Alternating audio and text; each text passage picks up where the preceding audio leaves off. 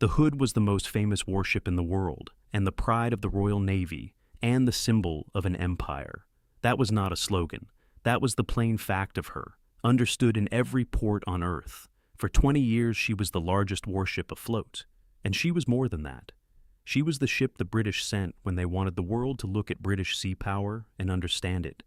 860 feet of gray steel, 8 15-inch guns, a bow like a knife, moving it better than 30 knots. In the 1920s, she led a squadron around the entire planet on a cruise of the empire, showing herself in Cape Town and Singapore and San Francisco and Sydney, and something close to 1 million people came aboard her in the course of it. She was called the Mighty Hood, and she looked the part more completely than any warship before or since, long and lean and beautiful in a way that battleships generally were not. And to the British public, she was not really a machine at all. She was a national possession, a source of pride the way a cathedral is, and the men who served in her carried that with them, because to be a Hood rating was to be aboard the most admired ship in the world. She was also, by the time the war came, a 20-year-old vessel with a fatal flaw that everyone responsible knew about and no one had fixed. On the 24th of May, 1941, in the gray dawn of the Denmark Strait, between the ice of Greenland and the coast of Iceland, the Mighty Hood met the German battleship Bismarck, and the meeting lasted a few minutes. A German shell found the weakness that had been in her since she was drawn on paper in 1916, and it reached a magazine, and roughly 100 tons of cordite detonated inside her, and the largest warship in the Royal Navy broke in half and went to the bottom in about 3 minutes. Of the 1,418 men aboard her, 3 survived. Gone in 3 minutes, with 1,415 men, in the greatest single loss of life in the history of the Royal Navy. This is the story of what it was to live aboard her, and of the flaw she carried the whole time, and of the 3 who came back out of 1,400. Begin with what she was, because the thing that made her magnificent was the same thing that killed her. The Hood was a battle cruiser, and the battle cruiser was one of the great gambles of naval history. The idea, from before the First World War, was to build a ship with the guns of a battleship and the speed of a cruiser. And the way you got both was by leaving something out. And the thing you left out was armor. A battleship was a mailed fist that could stand in the line and trade blows. A battle cruiser was a rapier, fast enough to catch anything weaker and outrun anything stronger. And the price of that speed was that she could not take the punishment a battleship could take, because she did not carry the weight of protection. On paper, it was an elegant solution. In practice, it depended entirely on the battle cruiser, never being caught in a straight fight with a real battleship, and the whole history of the type is the history of that assumption failing. The type had been the pet idea of Admiral Sir John Fisher, the restless genius who had dragged the Royal Navy into the 20th century, and for a while, it seemed to work brilliantly. In 1914, at the Falkland Islands, British battle cruisers ran down and destroyed a German squadron almost without loss, doing exactly what Fisher had promised, using their speed to catch a weaker enemy and their heavy guns to annihilate him. But that was a battle cruiser against smaller ships, which was the fight the concept was designed for. The trouble came when battle cruisers were put up against other capital ships in the line of battle, where the whole idea broke down, because a ship without full armor cannot stand in a slugging match no matter how fast she is. The British used their battle cruisers as fast scouts for the main fleet, which meant that sooner or later they would run into the enemy's heavy ships, and when they did, the thin protection told. By the time the Hood was designed, that lesson was arriving, and her designers tried to answer it by giving her far more armor than any battle cruiser before her, enough that the line between her and a true battleship became genuinely blurred. But they did it while keeping her fast, and keeping her fast meant the deck could only be made so thick, and so the essential compromise survived into the largest and finest ship of the class. The Hood was the last and greatest of them, and she had been improved, but the flaw was in her bones. She was laid down in 1916, and she carried more armor than any battle cruiser before her, so much that some writers have argued she was really a fast battleship. Her belt, the band of armor along her waterline, meant to stop a shell coming in flat, was a foot thick, and that was genuinely strong. But the belt was not the problem. The problem was the deck. The horizontal armor meant to stop a shell coming down from above, and there the Hood was thin, because horizontal protection is heavy and weight was the one thing a fast ship could not afford. Her deck armor was spread across several levels and amounted over the vital spaces to only about 3 inches, and 3 inches of dispersed deck plating was not enough to keep out a heavy shell plunging down at the end of a long trajectory. Everyone who understood naval gunnery understood this. At long range, shells do not travel flat. They arc up and come down almost vertically, and they come down onto the deck, onto exactly the part of the hood that was least able to stop them. She was armored against the wrong angle. It is worth being precise about why that mattered so much more in 1941 than it would have in 1918. Naval gunnery ranges had grown enormously between the wars. A shell fired at a target 6 or 7 miles away leaves the gun at a high angle and comes down at a high angle, arcing over like a thrown stone rather than traveling flat like a rifle bullet. And the farther the range, the steeper the descent. At the long ranges at which modern battleships fought, the danger to a ship was no longer mainly the flat hit against the side. It was the plunging hit that came down through the deck onto the magazines and the machinery below. Every Navy understood this, and every modern battleship built or rebuilt in the 1930s was given a thick armored deck to meet it. The Hood had not been given one. On top of that, her fire control, the system of rangefinders and calculating instruments that aimed her guns, was by 1941 largely the equipment of an earlier age, less capable than the modern systems in the newest ships, so that she was not only more vulnerable than a modern battleship, but also, in a long-range gun duel, less able to hit back accurately. She was being asked to fight a kind of battle her design had never anticipated, at a disadvantage in exactly the areas that decided such battles. And the reason that had never been corrected is the heart of the whole tragedy. The lesson had been written in blood a quarter of a century earlier, at the Battle of Jutland in 1916, the one great fleet action of the First World War. On that afternoon, 3 British battle cruisers, the Indefatigable, the Queen Mary, and the Invincible, were struck by plunging German shells, and one after another their magazines exploded and they blew up and sank almost instantly, taking more than 3,000 men with them. The cause was understood afterward. Shells reaching the magazines, either through thin deck armor or through the ammunition hoists, and igniting the cordite, and the whole ship going up. The Royal Navy learned from it. Ships were modified, ammunition handling procedures were tightened, and the surviving capital ships were, over the interwar years, one by one taken in hand and rebuilt, given thicker deck armor and better protection, brought up to date. The scenes at Jutland had been burned into the Navy's memory. Watching his battle cruisers blow up one after another that afternoon, the British commander of the battle cruiser force, Admiral Beatty, is supposed to have remarked to his flag captain that there seemed to be something wrong with his bloody ships that day. There was something wrong, and part of it was armor, and part of it was worse. In the pursuit of a fast rate of fire, British crews had got into the dangerous habit of stripping away the safety measures that were supposed to keep a flash fire from traveling from a hit turret down into the magazine, propping open doors, stacking ready cordite in the handling spaces and the turret so that a single hit could send a sheet of flame straight down to the magazine with nothing to stop it. 3 ships and over 3,000 men had been lost that way in an afternoon. The Navy tightened its procedures afterward and improved the flash protection in its turrets, and the Hood was built and later modified with those lessons partly in mind. But the deck armor, the thing that let the shell reach the magazine in the first place, was the part that could only be fixed by rebuilding the ship, and rebuilding the ship was the thing that never got done. The Hood was to have been rebuilt too. Her reconstruction was scheduled, and it never happened because she was too famous and too useful to spare. She was the flagship, the show ship, the ship that was always needed somewhere, and a major reconstruction would have taken her out of service for 2 or 3 years, and there was always a reason not to start it this year. So it was deferred and deferred again. And then in 1939, the war came and settled the matter, because now she could not possibly be spared.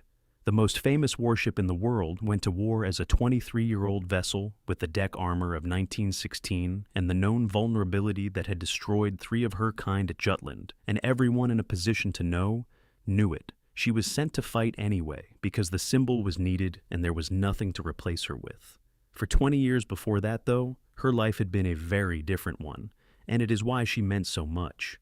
Between the wars, the Hood was the Royal Navy's ambassador to the world, the ship sent to show the flag, and in 1923 and 1924, she led a special squadron on a cruise all the way around the globe, a voyage of nearly 40,000 miles through the ports of the Empire and beyond.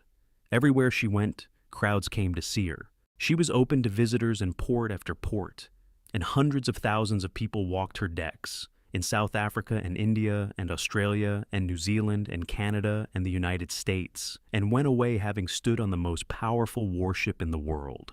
She appeared in newsreels and on postcards and in the imagination of a generation of British schoolboys, one of whom was a boy in Yorkshire who would one day be one of the 3 men to survive her. For the men who served in her in those years, it was the plum posting of the peacetime Navy, and even in the harder years that followed, a certain pride clung to the ship, the sense that whatever else was true, you were serving in the Hood. That pride is part of why her loss hit the country as hard as it did, and part of what the 1415 carried with them. Now, go aboard her, because 1,400 men lived inside that gamble. The Hood by 1939 was not only under-armored, she was worn out and overcrowded, and the two things fed each other. She had been designed for a crew of around 1,200, and by the war, she was carrying far more than that, because 2 decades of new equipment, more anti-aircraft guns, fire control, radar, all the additions the changing war demanded, each needed men to work it, and none of them came with more room. By the time she was lost, she had 1,418 men aboard a ship built for a good deal fewer. They were packed into the mess decks, and they slept as the Royal Navy had always slept, in hammocks slung from hooks in the deckhead, so close together that a full mess deck at night was a solid ceiling of canvas with a man in each one, swaying together as the ship rolled. The rhythm of their days was the ancient rhythm of the Royal Navy, run by the bosun's pipe and the watchbill. The crew was divided into messes, small groups of men who ate together at a mess table slung between the guns and the fittings, and in the old way, each mess drew and prepared its own food by hand and sent it to the galley to be cooked, so that a man's meals depended a good deal on who in his mess could cook. They stood watches around the clock, 4 hours on and a few off, and when they were not on watch, they were at the endless work of maintaining a huge and complicated ship, chipping and painting and scrubbing and drilling at the guns.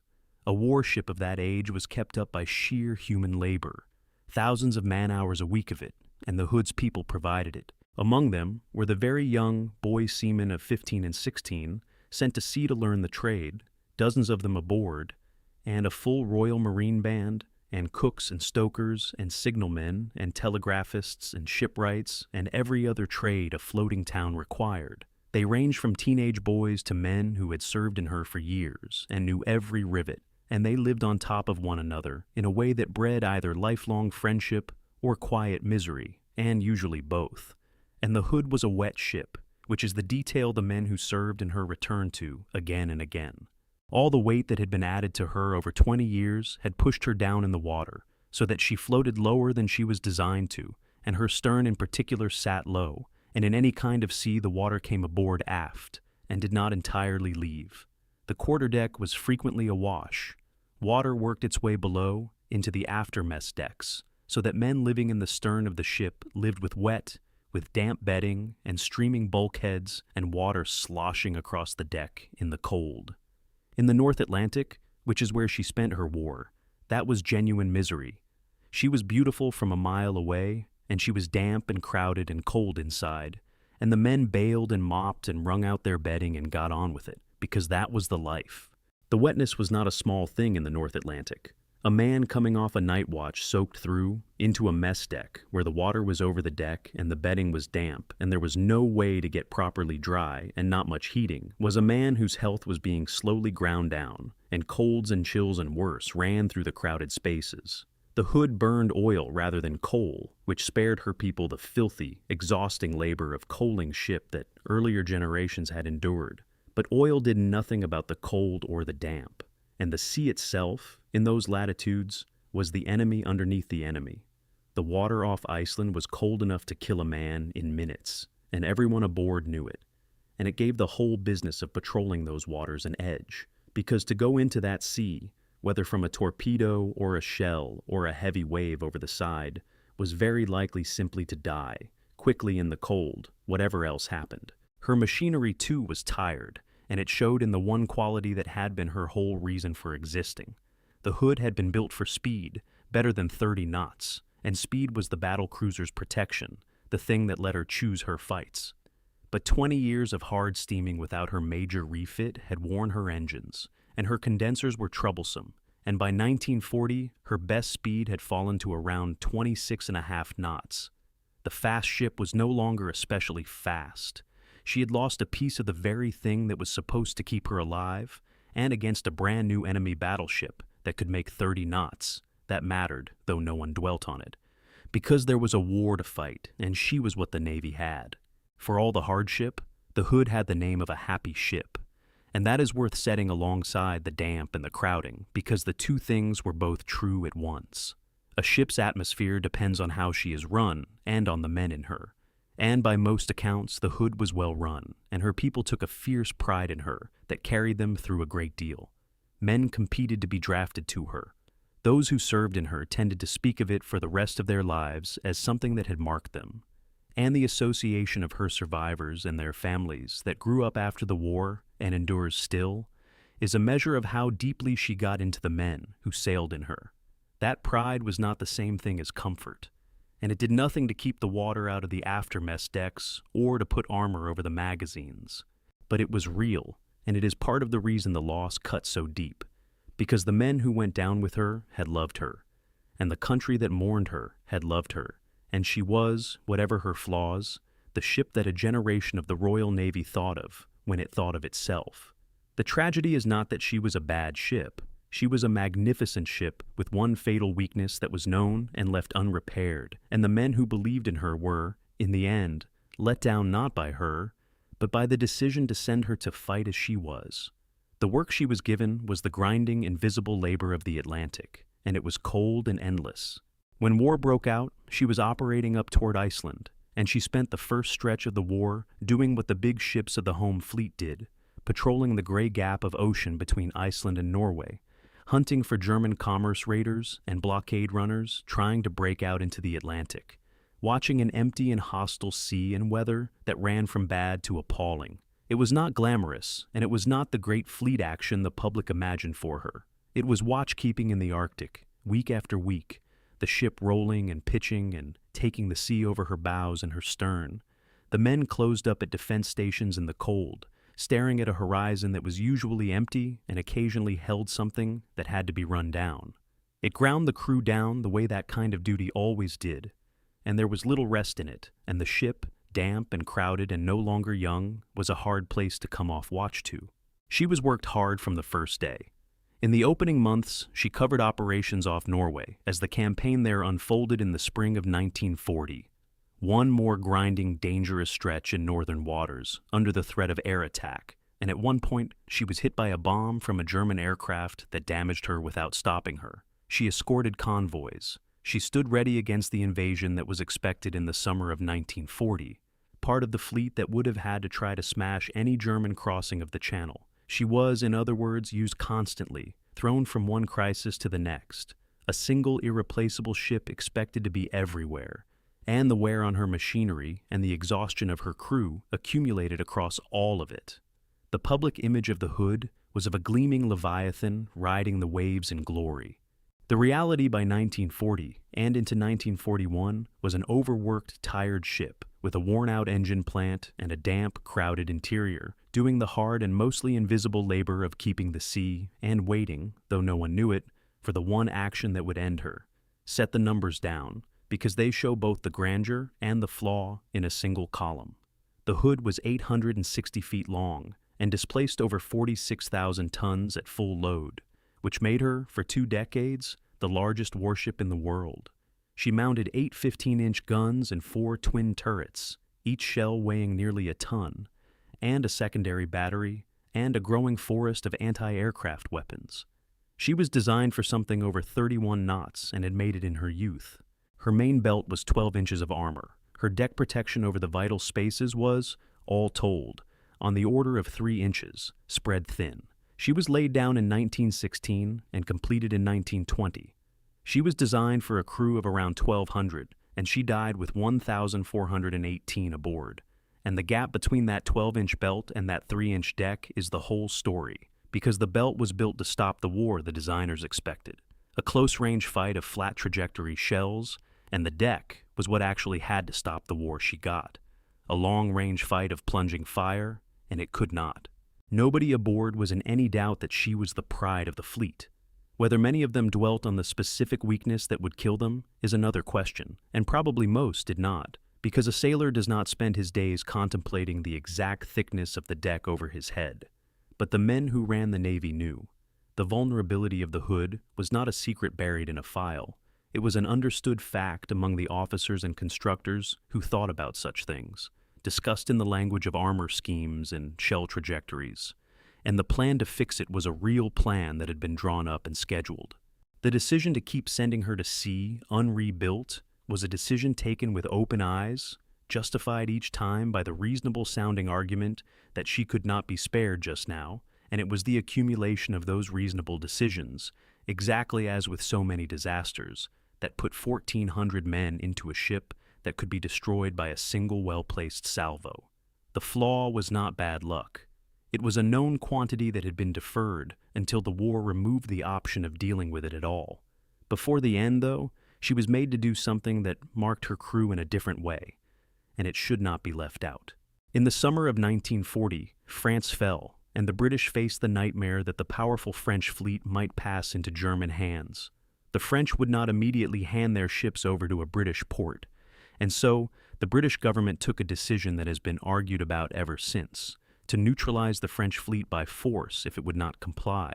The Hood was made the flagship of a new squadron, Force H, based at Gibraltar, and on the 3rd of July 1940, she led that force to the Algerian port of Mers-el-Kébir, where a squadron of the French Navy lay at anchor. An ultimatum was delivered to the French admiral: join us, or sail to a neutral port, or scuttle, or be fired upon. The hours passed and the terms were not accepted, and the order came, and the Hood opened fire on the ships of a navy that had been her ally a few weeks before. It was, by the account of men who were there, a horrible thing to do, and it was over quickly. The British ships fired into a crowded anchorage at close range, and one witness described it as shooting fish in a barrel. A French battleship, the Bretagne, was hit and blew up and sank with most of her crew. Other ships were badly damaged. Around 1,300 French sailors were killed in a few minutes, men who had stood with the British against Germany, killed by British guns, and the Hood's own guns were among them. The Hood herself was barely touched. Her crew came away from Mers-el-Kébir, having done their duty and hating it, having killed former friends who could not fight back, and it sat badly with a great many of them. And it is part of the record of what it was to serve in her.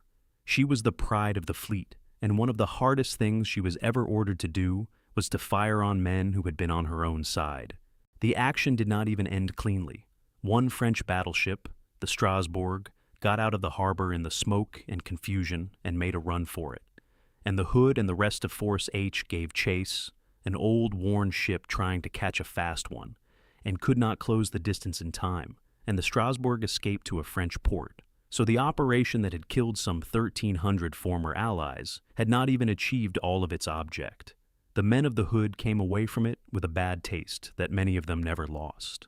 Some of them had visited those very French ships in happier days, had been entertained aboard them, had friends among their crews, and now they had helped to sink them at their moorings. It was, everyone involved understood, a thing done out of grim necessity to keep those ships out of German hands at a moment when Britain stood alone and could take no chances, and it may well have been the right decision.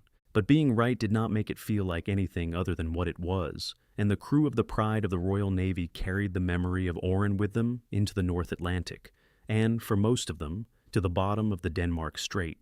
Then came the last operation, and it began, as these things do, with a warning that a great German ship had put to sea. In May 1941, the brand-new German battleship Bismarck, one of the most powerful warships in the world, broke out into the Atlantic with the heavy cruiser Prince Eugen, intending to fall upon the convoys that were keeping Britain alive. Everything the Royal Navy had was flung into finding and stopping her, and the ships closest and best, placed to intercept her as she came through the Denmark Strait, were the Hood and the new battleship Prince of Wales. So, the most famous ship in the Royal Navy, the old battle cruiser with the thin deck, was sent to head off the newest and most powerful battleship in the German Navy, and aboard the Hood flew the flag of Vice Admiral Lancelot Holland, who commanded the interception. The Prince of Wales, for her part, was so new she was barely ready, with civilian shipyard workers still aboard trying to fix her main guns. The interception was possible at all because two British heavy cruisers, the Norfolk and the Suffolk, had found the German ships as they came down through the Denmark Strait and had done a superb and nerve-wracking job of clinging to them, shadowing from a distance through fog and snow and the long northern twilight, ducking in and out of contact, using their radar to hold on to the enemy, and reporting his position hour by hour so that the heavy ships could be brought up. It was those reports that let the Hood and the Prince of Wales work out where to steer to cut the Germans off.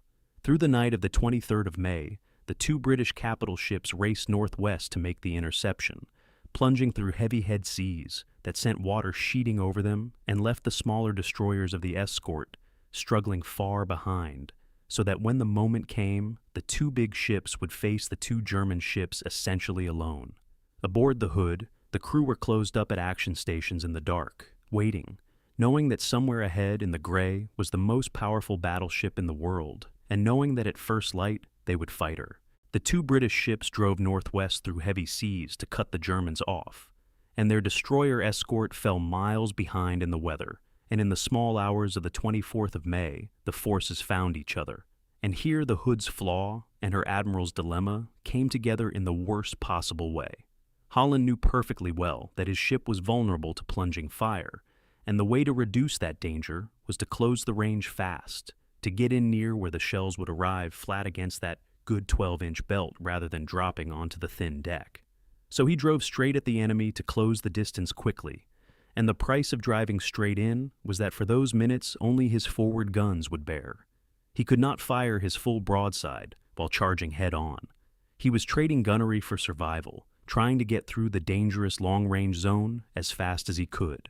The two forces sighted each other in the growing light a little before 6 in the morning, the German ships to the northwest, and the alarm rattlers sent the last men not yet at their stations running to them.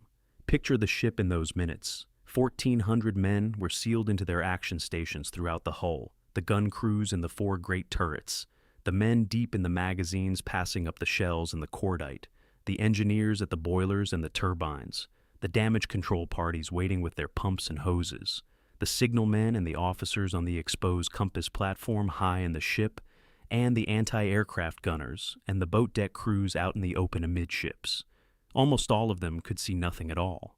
The men below, which was most of them, fought the entire battle blind, feeling the ship heel as she turned, hearing the guns fire over their heads, knowing only what little came down to them over the voice pipes and telephones, trusting the handful of officers who could actually see.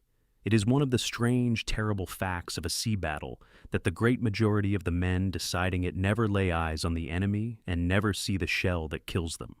On the Hood that morning, the men in the magazines and the engine rooms and the turrets went to their deaths having seen nothing of the fight but the inside of their own steel compartment, and having had, from first contact to the end, only a few minutes in which to do it. At about 10 to 6 in the morning, the Hood opened fire. There was confusion in the first moments. The Hood appears to have fired at the wrong ship to begin with, aiming at the Prince Eugen in the belief that she was the Bismarck, the two German ships being hard to tell apart. The German ships fired back, and they concentrated on the Hood, the larger and more famous target, and they shot well. Early on, a shell struck the Hood on the boat deck, amidships, and set off a fierce fire among the ready ammunition stored there for the anti-aircraft guns. A great blaze in the middle of the ship that the crew could see and could not fight in the moment. And still, Holland pressed in, and at about 6 o'clock, he ordered a turn to port to swing the ship so that his after turrets would finally bear and he could fire his whole broadside. It was during that turn that the Bismarck's 5th salvo arrived, and the 25-year-old Flaw did what everyone had feared it would do. The German shells straddled the Hood, and at least one of them plunged down and through the thin deck armor, deep into the ship, and reached the after magazines where the cordite for the 15-inch guns was stored, and roughly 100 tons of cordite detonated at once.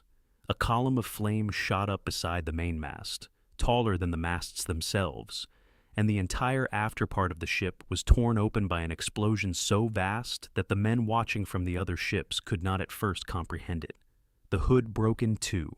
The stern went one way, and the great bow reared up out of the sea, pointing at the sky, and slid under. And where the largest warship in the world had been steaming, a moment before, there was a pillar of smoke and burning oil and almost nothing else. From the first salvo she took to the moment she was gone was a matter of minutes. The sinking itself took about 3. 1,418 men had been aboard.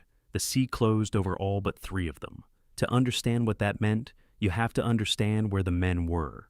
The great majority were deep inside the ship, at action stations, closed up in the turrets and the magazines and the engine and boiler rooms and the transmitting stations and the countless compartments below the waterline, sealed in behind watertight doors, as a ship is when it goes into battle. When the magazine detonated and the ship broke apart and went down in 3 minutes, those men had no chance whatsoever. They were entombed where they stood, carried down inside the hull, and it was over for them before most of them can have known what had happened. The 3 who lived were the freak exceptions, men who happened to be high in the ship and in the open or near it, and even for them, survival was a matter of seconds and luck. The 3 were a signalman named Ted Briggs, an able seaman named Bob Tilburn, and a midshipman named Bill Dundas, and their accounts are nearly all we have of the ship's final moment from the inside. They were up in the forward part of the ship, around the compass platform and the boat deck, and when the end came, the ship was already listing and then simply going down beneath them, fast, dragging them with her. Briggs was pulled under with the ship, down into the cold water, held down by the suction, far enough that he had given up, and then the sea let him go, or some pocket of air, or the ship's own movement threw him back, and he came up to the surface among the wreckage. Tilburn had been on the boat deck, near the fire, and was washed off as the ship rolled. Dundas got out through a window of the compass platform as the water came up. All 3 came up into a sea 4 inches thick with fuel oil, in water so cold it kills a man in a short time, and found small rafts floating among the debris and got onto them. And then they were alone, because there was no one else. They looked around and saw each other and saw not one other living soul out of 1,418. The bow of the ship was still visible for a moment, standing up out of the water, and then it was gone, and there was only fire on the oil where she had been. The 3 men paddled their little rafts toward one another and held on to each other's rafts, 3 survivors of the pride of the Royal Navy in the freezing oily sea between Greenland and Iceland, and they held on until their hands were too numb to grip any longer. Briggs, by his own account, sang songs, the popular songs of the day, to keep the other 2 conscious and to keep himself conscious, because to fall asleep in that water was to die. They were in the water for around 3 hours before anything came. The Prince of Wales had signaled that the Hood was sunk with little hope of survivors, and the assumption was that no one could have lived through it. But the destroyers of the escort, which had fallen behind, were ordered to close the position and search, and after some 3.5 hours in the water, with the 3 men nearly gone from the cold, the destroyer Electra came over the horizon and found them. She lowered scrambling nets and took the 3 of them out of the sea, oil-soaked and half-frozen and barely alive, and searched on and found no one else. 3 men. Out of 1,418. The Electra had steamed to the scene, expecting to pull hundreds of survivors from the water, and had brought scrambling nets and extra hands and blankets for a multitude. And there were 3. The news of the Hood's loss struck Britain like a physical blow. She was not just a warship. She was the warship, the one everyone knew, the symbol of the whole Navy and of the country's command of the sea. And the idea that she could be destroyed in minutes by a single German ship was almost impossible for the public to absorb. An American correspondent in London described the news being received in stunned silence. The government understood at once that the blow had to be answered, and the entire weight of the Royal Navy was thrown into the hunt for the Bismarck, with an intensity that was, in large part, about avenging the Hood, and 3 days later, the Bismarck was cornered and sunk.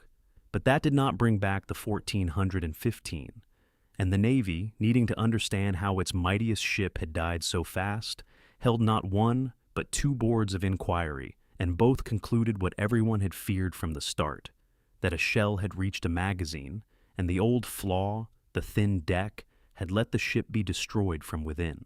Behind the national shock were 1,415 individual households. The Hood carried men from every corner of the British Isles and beyond. And in the days after the 24th of May, the telegrams went out, hundreds upon hundreds of them, to wives and mothers and fathers in Portsmouth and Glasgow, and small villages that had sent a single son to sea.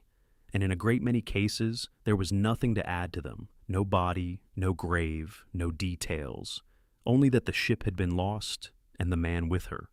Whole groups of friends who had joined together and served together were gone together in the same 3 minutes. The Royal Marine bandsmen were gone, the boy seamen were gone, the men who had cooked for their messes and stood watch together and grumbled together on the wet mess decks were gone, all but 3, and the families were left with a telegram and a famous name and a stretch of ocean between Greenland and Iceland, where the most admired ship in the world had been and was not. It remains to this day the worst single loss of life the Royal Navy has ever suffered. They had known. That is the thing that remains. They had known for 25 years that a battle cruiser could be blown up by plunging fire through inadequate deck armor, because they had watched it happen to 3 of them at Jutland, and they had known the Hood specifically needed rebuilding to fix it, and the rebuilding had been deferred because she was too valuable a symbol to take out of service. And then she was sent to fight the most powerful battleship in the world, with the flaw still in her, and she blew up exactly as the men at Jutland had blown up, and 1,415 men died. The symbol had been kept in service at the cost of the men who served in it. One of the 3 who lived was the signalman, and his whole life afterward became the memory of the ship, and that is where this ends. Ted Briggs had loved the Hood before he ever set foot on her. He was a boy in Redcar on the Yorkshire coast, and in the summer of 1935, when he was 12 years old, the Hood came and anchored off the town, and half the town went out in small boats to look at her. And the boy Ted Briggs saw her and was overwhelmed by her, and decided then and there that he would serve on her. He joined the Navy as a boy of 15, and he got his wish, and he was aboard her, an 18-year-old signalman, when she sailed for the last time. He was on the compass platform when she died. He remembered small things from those final seconds for the rest of his life, and one of them was the ship's navigating commander, John Warrand, a man he admired, standing aside in the flooding compartment to let the young signalman get out first, giving up his own place, and going down with the ship. He remembered the admiral, Lancelot Holland, sitting in his chair on the bridge, making no move to save himself as the sea came up. The other 2 men who came out of the water lived on for a time, and then were gone. Bill Dundas, the young midshipman who had kicked his way out through a window of the compass platform, survived the war and lived until 1965, when he was killed in a car accident. Bob Tilburn, the able seaman who had been washed off the boat deck, lived until 1995. Each of them had come up out of that freezing oil-thick sea by a margin of seconds, one of only 3 out of 1,418, and each carried it for the rest of his life. They did not, on the whole, find it easy to talk about, and who could? To be one of 3 survivors is to live the rest of your life with a question that has no answer, which is why you and not the 1,415, and all 3 of them lived under that in their different ways. But of the 3 it was Briggs, the boy who had loved the ship before he ever served in her, who took up the work of remembering as a kind of duty, and outlived the other 2, and became the last. Briggs lived another 67 years, and he spent a great part of them making sure the Hood was not forgotten. He stayed in the Navy until 1973 and retired an officer, and afterward he lived a quiet life ashore. But the Hood was never far from him, because he was one of only 3. And then, as the years passed and Dundas died and then Tilburn died, he was one of only 1. He became the president of the HMS Hood Association, the keeper of the flame, the man the documentary makers and the historians and the bereaved families came to, the living link to a ship that had died in 3 minutes in 1941. He wrote it all down, his whole life with the Hood, from that first sight of her off Redcar to the oil and the cold of the Denmark Strait, in a book, so that the record would exist. And in the summer of 2001, 60 years after she sank, an expedition found the wreck of the Hood on the floor of the Denmark Strait, nearly 2 miles down, broken where the explosion had torn her apart, and Ted Briggs went out to the spot. The wreck, when it was found and surveyed, told the story of her end in the plainest possible terms.